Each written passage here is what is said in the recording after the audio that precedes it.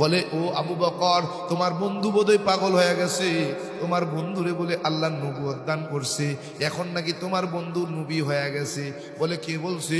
বলে মুহাম্মদ। যদি মুহাম্মদ বলে তাইলে সত্য বলছে, আমিও কালেমা পড়ে মুসলমান হয়ে গেলাম।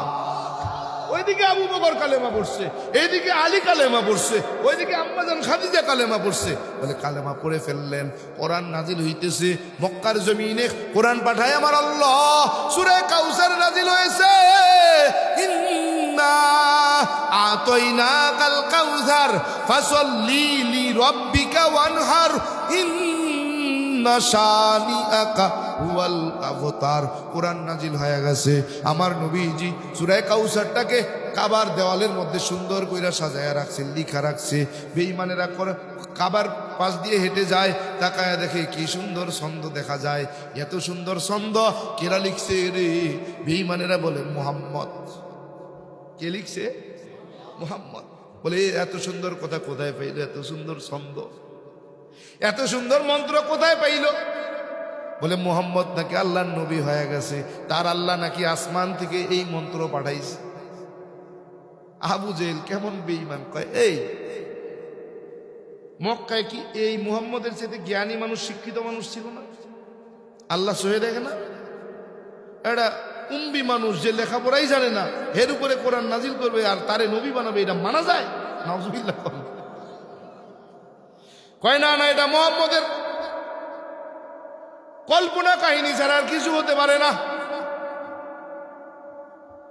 এরকম ছন্দ, এরকম মন্ত্র আমরাও বানাইবার পারি। মুহাম্মদ আমার নবীজির কাছে যখন খবর চলে গেছে, আমার নবীজির কাছে যখন বলছে, বেঈমানেরা বলছে এরকম মন্ত্র ওরাও বানাইতে পারে, এটা নাকি তোমার ভ্রান্ত ধারণা, কল্পনা কাহিনী ছাড়া কিছু না। আমার নবীজি একটু চিন্তিত হয়ে গেছেন। আমার আল্লাহ কয়, ও জিবরাইল তাড়াতাড়ি যাও, আমার নবী যেন কোনো চিন্তা না করে, আমার নবী যেন কোনো টেনশন না করে, তাড়াতাড়ি যাও। জিবরাইল আমিন আসছে আমার নবীর কাছে, বলতেছে নবী আমার টেনশনের কোনো কারণ নাই, চিন্তার কোনো কারণ নাই। আল্লাহ তাআলা আমার মাধ্যমে আপনাকে চ্যালেঞ্জ করার দরকার নাই, আমার আল্লাহ তাআলা নিজেই আমার মাধ্যমে চ্যালেঞ্জের খবর জানিয়ে দিয়েছে। আমার আল্লাহ তাআলা জানায় দেয়, ফাইল্লাম তাফআলু ওয়ালান তাফআলু ফাত্তাকুন নার আল্লাতী ওয়াকুদুহা আন-নাস ওয়াল হিজারা। ও নবী টেনশনের কোনো কারণ নাই, আমার আল্লাহ চ্যালেঞ্জ ছুড়ে দিয়েছে।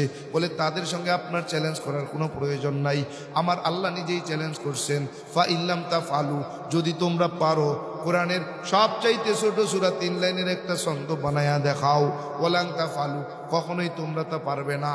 যদি না পারো, ফাত্তাকুন নারাল্লাতী ওয়াকুদুহা আন-নাস ওয়াল হিজারা, তাইলে ওই জাহান্নামের আগুনকে ভয় করো, যেই জাহান্নামের আগুন আমি জ্বালাবো মানুষ আর পাথর দিয়া। বেঈমানেরা তারপরেও মানছেনি।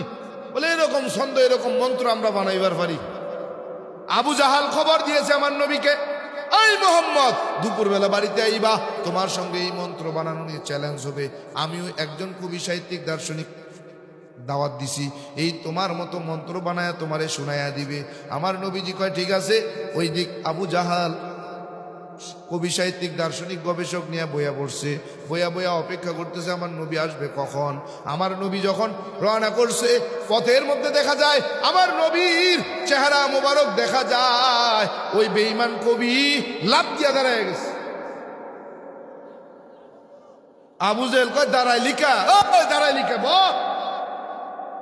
লিডার। মনের মধ্যে অশান্তি শুরু হয়ে গেছে।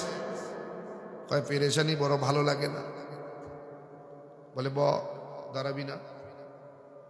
আমার নবী যখন আরো কাছে আসছে, দ্বিতীয়বার লাফ দিয়ে দাঁড়ায় গেছে। আমার নবীর চেহারা দেখে, ওই দাঁড়াইলি কে? ব লিডার। কে আসে? দেখে যে আমার শরীরের মধ্যে অশান্তি শুরু হয়ে গেছে। অশান্তি না, বয় নেব। আমার নবীজি যখন একবারে কাছাকাছি চলে আসছে, লাফ দিয়া দাঁড়ায় গেছে। আবু জাহাল কয় ব্যাপার কি কবি, দাঁড়াইলা কেন? কয় লিডার, ভিতরের মধ্যে অশান্তি শুরু হয়ে গেছে, পেরেশানি শুরু হয়ে গেছে।